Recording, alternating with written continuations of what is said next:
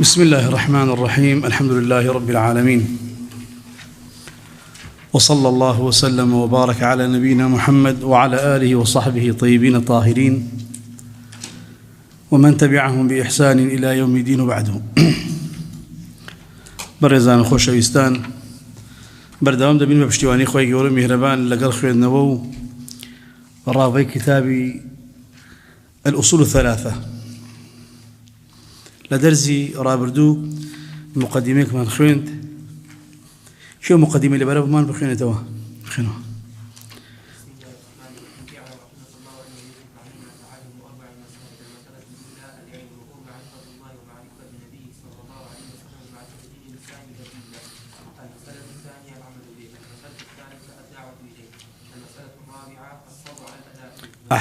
أحسنت زول باشا. دفرميت بزانا رحمتي خوال لبي شوار مسألة بزانا مسألة كم أصول ثلاثية. دفرمي همو عبدك دبيه خداي خوي بناسيه إنجا بيغمرك بناسيه محمد صلى الله عليه وسلم إنجا إسلام بناسيه هرسي أمانة بدليله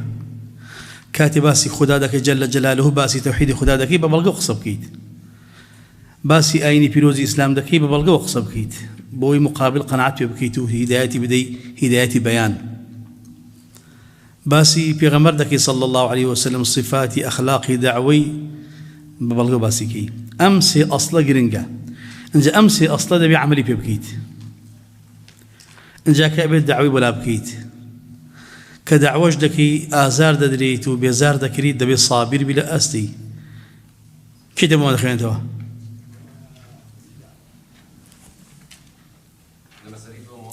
هل يكم اعلم رحمك الله أنه يجب علينا تعلم 4 مسائل. المسألة الأولى العلم، وهو معرفة الله ومعرفة نبيه صلى الله عليه وسلم ومعرفة دين الإسلام بالأدلة.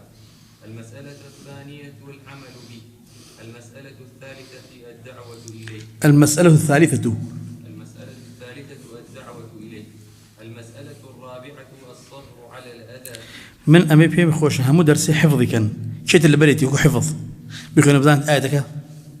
قوله تعالى بسم الله الرحمن الرحيم والعصر إن الإنسان لفي خسر إلا الذين آمنوا وعملوا الصالحات وتواصوا بالحق وتواصوا بالصبر. قال الشافعي رحمه الله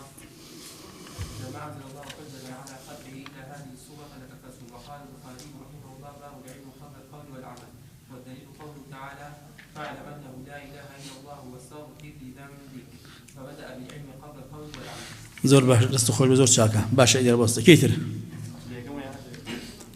لكيو لبرتا بخينا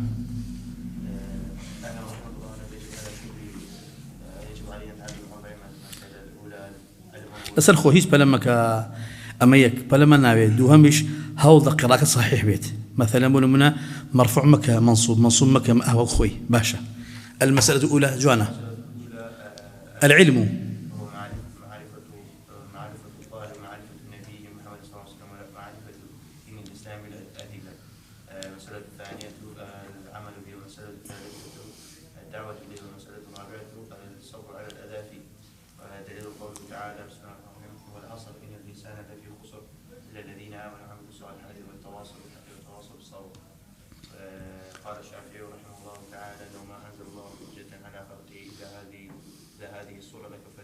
لكفتهم جوانا.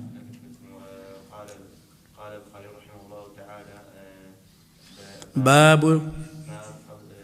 قبل القول والعمل. قبل القول والعمل. ودليل قوله تعالى فاعلم أنه لا إله إلا الله واستغفر لذنبك. فبدأ بالعلم قبل القول والعمل. زور باش دست خوش كيتر خبرة أنه يجب تعلم 4 مسائل. الأولى العلم،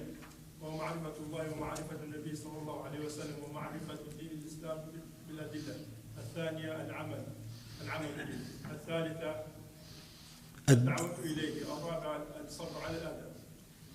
الصبر على الأذى فيه باشا. الصبر على الأذى فيه. والدليل على ذلك بسم الله الرحمن الرحيم والعصر إن الإنسان لفي خسر إلا الذين آمنوا وعملوا الصالحات وتواصوا بالحق وتواصوا بالصبر. وقال الشافعي رحمه الله لو ما أنزل الله حجة إلا هذه السورة لكفتهم. قال رحمه الله: باب العلم قبل القول والعمل. ودليل قوله تعالى: ودليل قوله تعالى: فاعلم انه لا اله الا الله واستغفر. فبدأ بالعلم قبل القول والعمل. باشا دواتي كده بريتي حفظ خنا. اعلم رحمك الله أنه يجب علينا تعلم 4 مسائل. لا أريد أتر خنا دواتر. يعلم رحمك الله انه يجب على كل مسلم ومسلمه تعلم هذه الثلاث مسائل والعمل به. الاولى ان الله خلقنا ورزقنا ولم يتركنا هملا، بل ارسل الينا رسولا فمن اطاعه دخل الجنه ومن عصاه دخل النار. والدليل قوله تعالى: انا ارسلنا اليكم رسولا شاهدا عليكم كما ارسلنا الى فرعون رسولا فعصى فرعون الرسول فاخذناه اخذا وبيلا. زور باشا. الثانية أن الله لا يرضى أن يشرك معه أحد في عبادته، لا ملك مقرب ولا نبي مرسل. والدليل قوله تعالى: واعبدوا الله وأن المساجد. فلا تدعوا مع الله أحدا. الثالثة أن من أطاع الرسول وحاد الله لا يجوز له موالاة من حاد الله ورسوله ولو كان أقرب قريب. والدليل قوله تعالى: لا تجد قوما يؤمنون بالله واليوم الآخر يوادون من حاد الله ورسوله ولو كان آباءهم أو أبناءهم أو إخوانهم ولو كانوا آباءهم أو أبناءهم أو إخوانهم أو عشيرتهم. أولئك كتب في قلوبهم الإيمان وأيدهم بروح منه ويدخلهم جنات تجري من تحتها الأنهار خالدين فيها رضي الله عنهم ورضوا عنه. أولئك حزب الله، ألا إن حزب الله هم المفلحون. زور جوانا زور باشا. كيتر اعلم رحمه الله انه يجب على كل مسلم تعلم هذه 3 مسائل والعمل بهن. الاولى ان الله خلقنا ورزقنا ولم يتركنا هملا، بل ارسل الينا رسولا فمن اطاعه دخل الجنه ومن عصاه دخل النار. والدليل قوله تعالى: انا ارسلنا اليكم رسولا كما ارسلنا الى شاهدا عليكم. شاهدا عليكم كما ارسلنا الى فرعون رسولا فعصى فرعون الرسول فاخذناه اخذا وبلا. الثانيه ان الله لا يرضاه. أن الله لا يرضى أن يشرك معه أحد في عبادته، لا ملك مقرب ولا نبي مرسل. ودليل قوله تعالى: وأن المساجد لله فلا تدعوا مع الله أحدا. الثالثة أن من أطاع الرسول ووحد الله لا يجوز له الموالاة من حاد الله ورسوله. دليل قوله تعالى: ولو كان أقرب قريب. والدليل قوله تعالى: لا تجد قوما يؤمنون بالله واليوم الآخر يوادون من حاد الله ورسوله ولو كانوا آباءهم أو أبناءهم أو إخوانهم أو عشيرتهم. أولئك كتب في قلوبهم الإيمان وأيدهم بروح منه ويدخلهم جنات تجري من تحتها الأنهار خالدين فيها رضي الله عنهم ورضوا عنه. أولئك حزب الله، ألا إن حزب الله هم المفلحون. زور باشا خنته.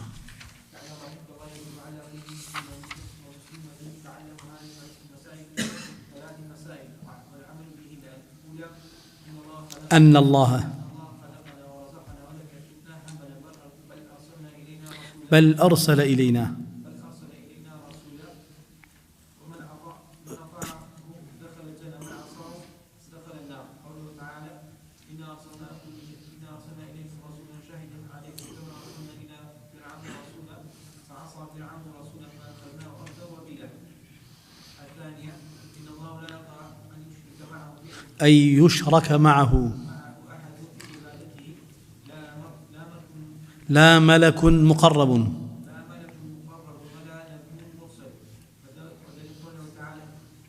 وأن المساجد لله فلا تدعوا مع الله أحدا. الثالثة أن من أطاع رسوله ووحد الله لا يجوز له موالاة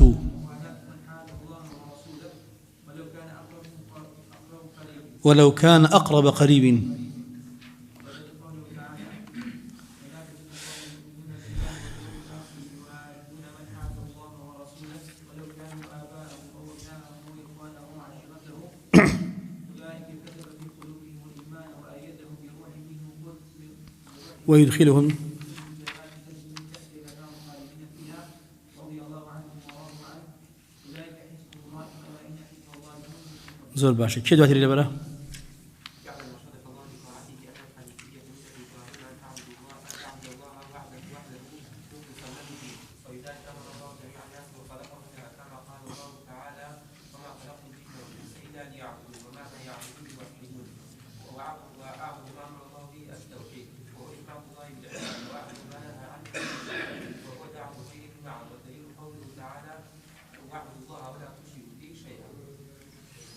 زور باشا. فإذا قيل لك ما الأصول الثلاثة التي يجب على الإنسان معرفتها فقل معرفة العبد وتعبد شبناسي ربه ودينه ونبيه محمد صلى الله عليه وسلم. إمسي أصل جورمان لبيش أبي خونين أمسي أصلا أساس دينك معنا هو هرسي كيشي لدواروج ودوا مردن ما برسار لقبر كبرسار أمسي أنا ما لدكريت. الأصل الأول لا برينو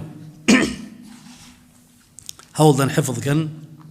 سود سبرايا الحمد لله زور باش حفظان كردبو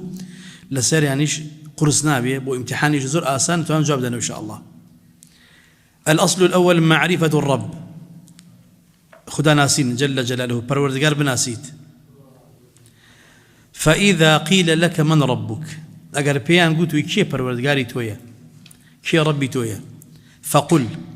أما والله ما كيتي ربي الله الذي رباني ربي من پروردگاري من أو پروردگاري كپروردي كردوم قشي بيه كردوم خلقي كردوم دم جيني جيان ومردم دستي أوا ورب جميع العالمين بنعمه يعني بنعمته يعني بنعمه فرقينيا نجم منو همو جهاني پروردگار كردو بنعمته كان خوي واتمني خلقا دو همو درس كرا وكان مربوبي الله أو رب معنا أو پروردگار معنا بنعمته كان أو دجين خوان نعمتي بسلمان وهي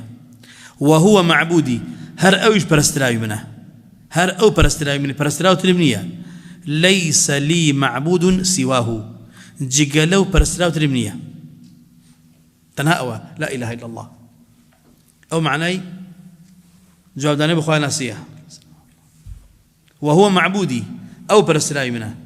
بس أوي أهلي شرك بيه يك معبودينية دوان ساني هي والزيادة هي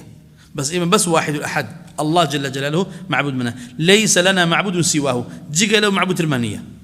أو جوابك يتي دليل ما لسألوك الرب ربي هم جهانا والدليل قوله تعالى الحمد لله رب العالمين الحمد وتهمو حمد كان أو ألف لام استغراقه وتهمو حمد كان رب العالمين بيت وكل من سوى الله عالم جيجا الله أو هي هم جهانا عالم مخلوقاته وأنا واحد من ذلك عالم من شيء كملوا جهانا بس الله خالقه هربو هردبي جيجا الله مش تتر مخلوقه جهانا لنا عالم دان من جزء كي بتشكونه لو جهانا كخوار رب معنا جل جلاله. فإذا قيل لك بما عرفت ربك مجالس الأصل يكمين جواب بانداي وشرب معنا پروردگار معنا پروردگاري منه هم جهانا بنعمتكاني أو دجين هر أو رب معنا هر أو إله معنا هر أو دبرسي كسر مانية باشا بما عرفت ربك تو بشي خوي خود ناسي أما دليل عقلي بيستا قالت فقل بآياته ومخلوقاته زورا أما ما صبش كيراوا بفطرت بحس بدليل عقلي بدليل نقلي زورا بلغي سنوا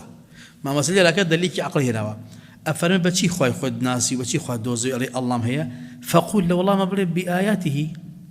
ومخلوقاته بآية علامة كان أو هم نشاني سرزوي بمخلوقات رزق وكان خداع ومن آياته بشي لآيات كان إخواك الزورن الليل والنهار والشمس والقمر تماشي شوكة تماشي روشكة تماشي خوركة تماشي مانكة ومن المخلوقات السماوات السبع والأرضون السبع ومن فيهن وما بينهما لدرس كلا وكان خدا أو حوض آسمان قوريا أو حوض زبيد قوريا أو كلناوي دايا أو كوالا نيوان دايا لأنه الزبيدة عندها مخلوقية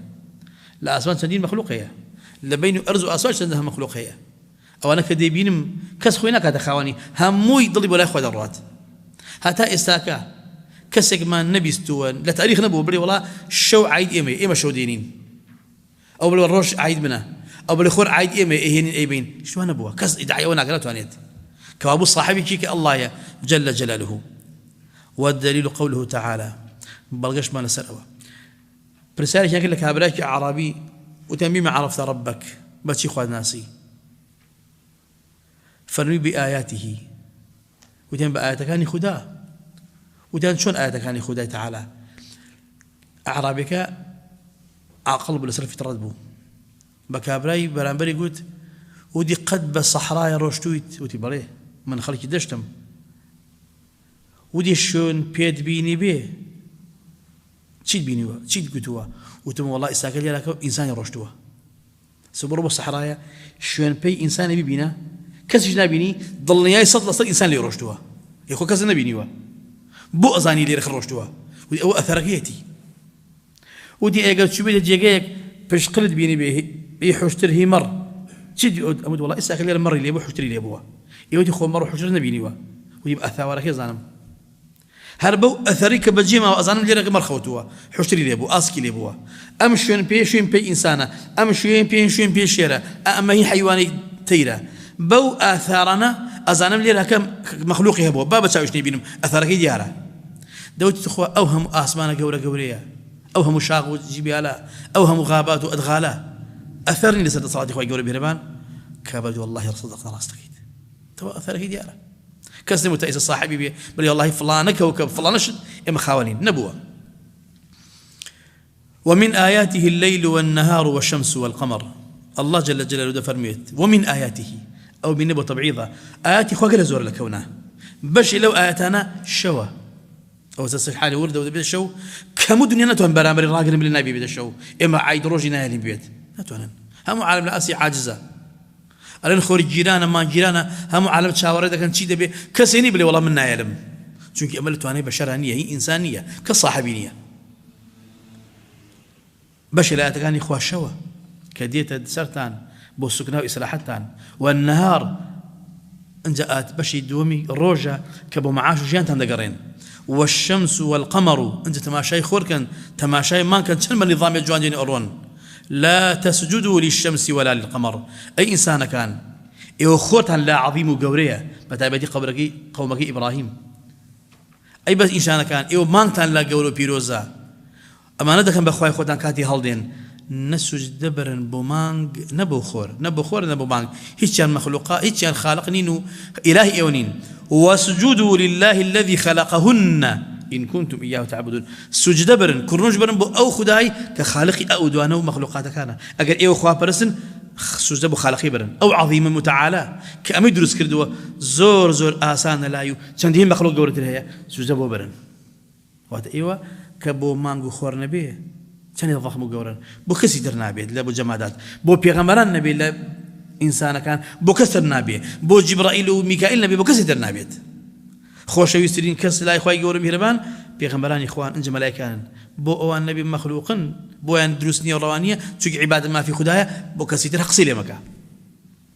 هو دليلك الذي ما عرفت ربك توبه شي خوي ناسي بآياته ومخلوقاته او مؤثر الزوره أو هم علامات الجورية كإبينين وقوله تعالى آيات كتير الله ده فرمي إن ربكم الله الذي خلق السماوات والأرض في 6 أيام ثم استوى على العرش ربي إيوه بتأكيد ربي إيوه پروردگاري إيوي إنسان پروردگاري إيوي جنوكا پروردگاري همو قردون كون أو الله يكوا آسمان كان وزوي خلق قرد لشش رجده واسطه بيوستي بو اكل شش روج بيو ببينجو شهر نيتواني بلحظاتك بكون فيكون دبيت بلا بيما عندنا جيان اهوا ترتيبه انسان عملك باب ترتيب الرواد ثم استوى على العرش باشان بلند بوتوا استوى واستقر على العرش شو سر عرشي خوي كآخر مخلوقاته لها مخلوقات تجي قولت لها هو قبيغ وببال أسمان كانوا ببان هم كونوا يغشي الليل النهار باني روج داب الشو والروج ديني شو لا دبات وتهدي كان بم أو لا دبا بأو لا دبات زستانا شو دريج روج كرتا هاوينان عكس كيدي روج دريج كرتا شو ديني تبان روج دي بوشيت دواي روج ديني تاريخي لا دبات الله أكبر يطلبه حثيثا واتك الشو بدواي الرجادي يا روج بدواي الشوادي بسريعي ديت دوانا كويت حثيثا وده سريعا بفرماني خواديت قل موعدي خو دوانا كويت والشمس والقمر والنجوم مسخرات بأمره بوسو جد من المخلوقات أو خورة قورية أو مانجا أو أستيرانا هموي زليل مسخر خاضع لجي فرمان إخوة بأمر إخوة زليل أو أوهل أو أودي أو وكل في فلك يسبحون هلك الذي يخوي دستورته ببي أو ملي دور كيوتوا كيجي فرمان إخوة يقولون ميرا دايا ألا له الخلق والأمر بزانا وتنبيهك خلق الخلق إخوايا شو يهرخي خالقه وفرمان آمر لنا وكونه إخوايا كسيترنيا خلق الخلق إخوايا أمر شر أمر إخوايا أو يكدرس كلاوة يا الله يا هر خوشي فرماني بيدك وتهر خوي الرب إيو غير خوادا برستن خالق آمر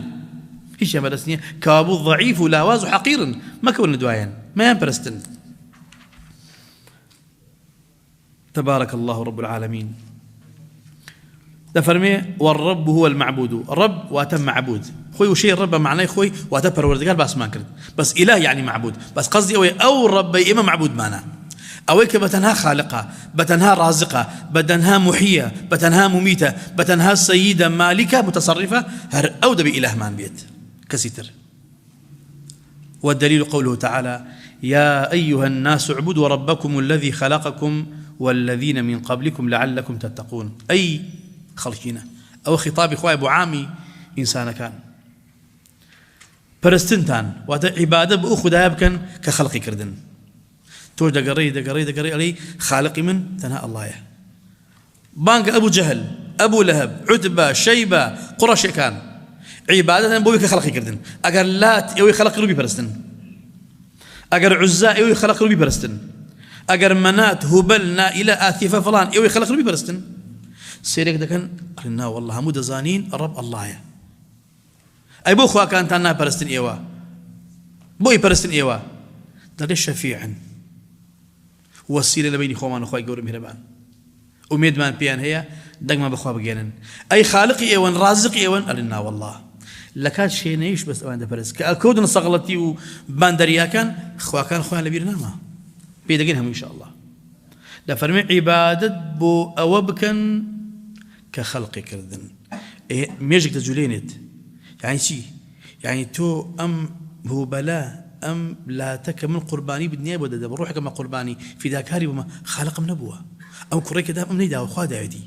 أي باش بوتيك جويدا شون أقال لخود نماس فأنا تصرفون تؤفكون تسعرون بو اللي هاتوها تو أما خالق النيو أي برستيد بو هندي كان عقابه والله راسته تواي متيجي يشون كل ما شي ده كان إما زوري لو المسلمان بون تفرمي أو ببرسن كخلق كرد نقيوا والذين من قبلكم أمتان بيش إيش خلق كرد رازقتان بو خالقتان بو تقواتان هبيه ليسان تفرمي الذي جعل لكم الأرض فراشا أو بروردگاري كمستحق برستن وبرستن زيبوتان راخصوك وفرشيك سيري كان ذكرت قلنا لا تنعزا ما ينكردوا والسماء بناء آسماني كردوا بناء وبسقف بسرتانوا سيرا ذكرنا لا نعزا ما يندرسنا كردوا عيسى موسى محمد صلى الله عليه وسلم جبرائيل ميكائيل اشتواء في ناكريت وأنزل من السماء ماء أو الله يكل آسمان باران تابد بارين أو داد بزينية فأخرج به واتبي الأمطار والماء بو باران آوى لزيشي بتندر كرد ثمرات يا وجو خواردن وميوهات ودان الله كده يكون رزق إخوايا هاتني ميرجع كاتوا يعني خالقم رازقم جينرم مرينرم أول وآخر بلا إخوايا بلي يعني هم جيان من بس أوا بمرين من جاني بلي يباش بو بخليك تزليل بم بو هنا بخليك تبرم بو أميد بكسيت الهبية يبان إخوانين يعني من لخذوا خرايس أسمائك سميتموها أنتم وآباؤكم إيش تصل ديكينية خو ما دام النوا إيش قيمة ديكينية فأخرج به من الثمرات رزقا لكم فلا تجعلوا لله أندادا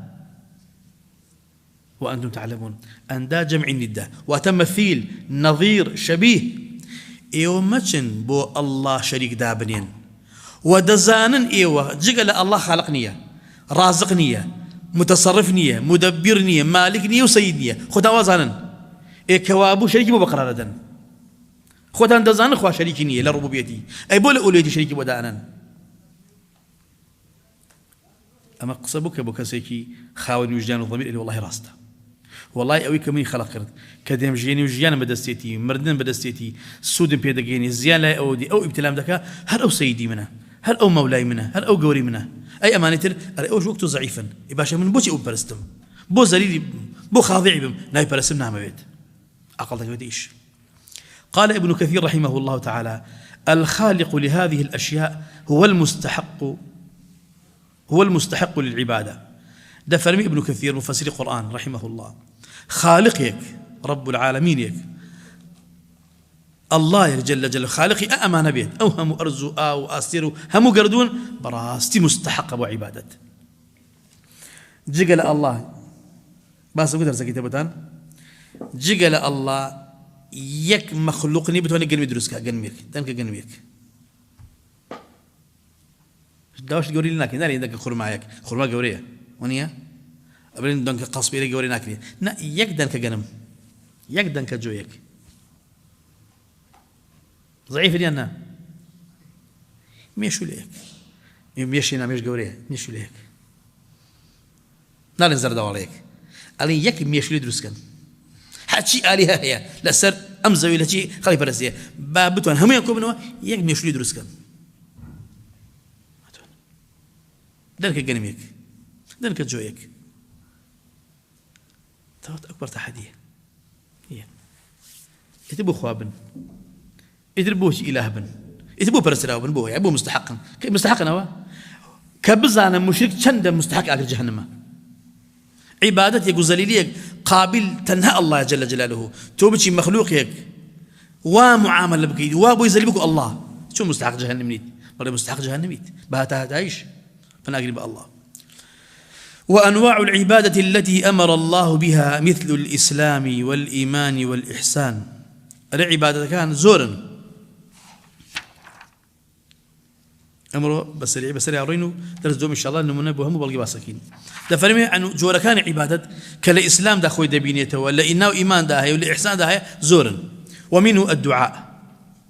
دعاء شيء أخوي شيء بكل دي كمان بارن هو دعوة كردن هنا بهم يقرأ هو ودعاء عامة زي كوت الدعاء شو اللي بارنا وهاور كردني شكاه بس كوت استغاثة بس ها دعوة كردن لتصغلتي ودي استعانة دعوة كردن للشيني معلومة دعاء عامة كوت فلانكس دعاءات وهذا دعوة دخل خدا للشيني بيهر دعاء لصغلتي بيهر شو ليكاه بس كوت فلانكس استغاثة كرد وهذا لصغلتي دعوة كرد استعانة كرد للشيني دعوة كرد فرق عموم خصوصا. الدعاء دعوة كردن والخوف يعني شي خوف بلوس الخوف السر لما يقول بلوسن الخوف السر ترسيني هني لا أوهامي بترسيد ده صلاة بده صلاة دارب بده صلاة بدي يكون وهم أتوني خوفي طبيعي وظاهر درسته تولد درنديك درستي أترسي لا دجمني أترسي درست طبيعي بيوتري خوفي سرني عدوك بيني أو عدوك أو مالك أو دجمنك بس خوفي سر لا أوهام ترسم لا خيالات ترسم لا روح بيها وشاقات ترسم لا أوهام نابي ترسي لا صلاتي أو دارات ترسم لا صلاتي أو قبرات ترسم لا زياني أو مردو أما نابت. والرجاء أميد هيوابون أميد من الله جل جلاله لهم جيانا بلا أميد من بكسي ترنية لا أوهام. والتوكل بش بسنو اعتماد. والرغبة إيش كردن ما بس تخابيت أو رغبته وتا إيش بكي ما بس أو لا يخوب السكيت وتا رضواني خوب الزبيني. والرهبة كمن خلافنا كم دورم لترسي خواه دورم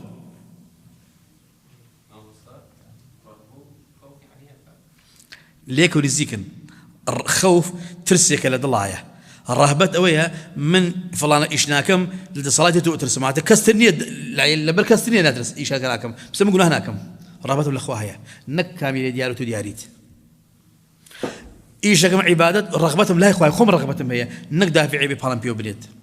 أما زور التفاصيل قلت إن شاء الله درس الباسي دكين أما همي مختصرة. والخشوع زليل بون خضوع بون. والخشية لترز قولت له لناختايا أم خشية بينازا لناختايا أظاني ناخت هجا ولا ترسا أم بتنهاب أخوايا قرياني لقلا زليل بوني لقلا إنابي لقلا. والإنابة قرانو بشيما بونوا. والاستعانة داويكو مكو يارمتي كردن لشيني. والاستعاذة بنا بيقردن أنسي بنا بوبردن أبو رسموية دبيت. والاستغاثة داوا كردن لا الله لصغلتي هواري ببريد. والذبح قرباني كردن سربرين. والنذر نذر كردن لخوا قرتن داوا كاريك الأخوة يبود بكات فلانة عمل بكيت أقربوا الله بيو عبادته أقل بغير خدا جل جلاله شرك أكبر لدين درجيت وغير ذلك من أنواع العبادة التي أمر الله بها شندين عبادة ما هي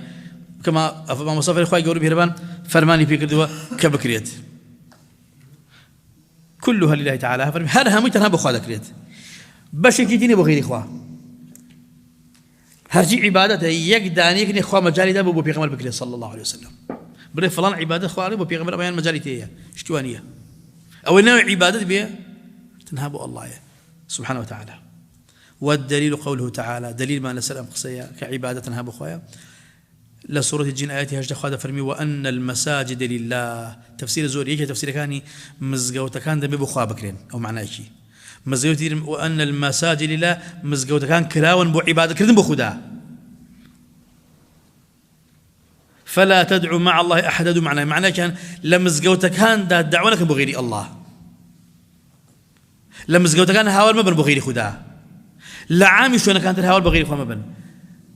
لا تفسيريخ عندما علماء فرمون شند ناشرين مزقو لا أساس دا بخوا ذكريه لأنهم مزقو دعوا بشرك بكي سبحان الله سوالي هدوا مزقو كراو لسرتها كارين مسجد كراو بودعوا لا إله إلا الله الله أكبر من بريت الدم لنا من بركوا هانا بغير خابري بري هانا بردم في غمر خان درستا هانا بقول درستا صد في جوانب آياتية مزقو تكان مالي خدان بو خدا درستي كن بو دعوة إسلام كوابو هانا بو غير خواب من داولا كسيت المكان قال الله يا لقى خدا داولا كسيت المكان مالي يا الله يا جيلاني يا الله يا باز يا الله شوانية يا الله فقط فمن صرف منها شيئا لغير الله حركسيك من اسمك عامة حركسيك يك عبادة لو عبادة منها بشيك صرفك بو غير خدا اتل بو غير خدا بو جبرائيل بو ميكائيل بو إسرافيل بو ملك الموت بو محمد بو عيسى بو هركسيك يا بيت فهو مشرك كافر أو مشرك واتا هاوا بشي بو خبر داوا كافر واتا حاشر دين الإسلام كرت الله ده فرمي ومن يدعو مع الله إلها آخر نايبر بإله هركسيك جيجل الله يدعو دوابك هانا بري بو إله جدر واتا أويك تودي برسي لغيري خواه بيودري شي إله بس حقيا باطل نادرون بإله كتول لا إله إلا الله واتا هيش برستلاوي كترني حق بجيجل الله واتا إله آلهة يدر هينيا بس شين باطلا بدا فرميه ومن يدعو مع الله إلها آخر هركس الدوابك لقى الله دا لا إله يدريش لا معبود يدريش لا برهان له به أو برهاني بينية حجي بينية بردليل بهي درسته أواني كدلين والله أنا بردن بغير إخوة درسته وسيلة وشفاعته الله دا فريد درسته لا برهان له بلغيانية هي بينية فإنما حسابه عند ربه أو تهديده أو حسابي أكس لا شيء لا الله يا أو تهديده وتحساب الله إخواتي بسرديت إنه لا يفلح الكافرون بالتأكيد أو كافر نسأل فراز دابن بس هنا يبدن كافر تشريع عبادته خير وتقربه ووسيلة وفي الحديث الدعاء هو العبادة مخقب صرنا بكنا هو أو مخضعفة الدعاء هو العبادة في غمرة فرمي صلى الله عليه وسلم دعوة كرن بارنخو عبادته والدليل قوله تعالى وقال ربكم ادعوني أستجب لكم پروردگار فرميت دوام لي بكن ولام تان دموه وتداول من بكن إن الذين يستكبرون عن عبادتي أوانك تكبر دكن خب جورزان في ذك لآس عبادته دعوة كرني من سيدخلون جهنم داخرين واتا صاغرين ذليلين آخرين جهنم بس شوري ذليلي خوي قول مهربان موفق ما بك أخي خير ما بك عقيدة ما باكوك لدين شارزة بإيش بكين وصلى الله وسلم وبارك على نبينا محمد وعلى آله وصحبه طيبين الطاهرين.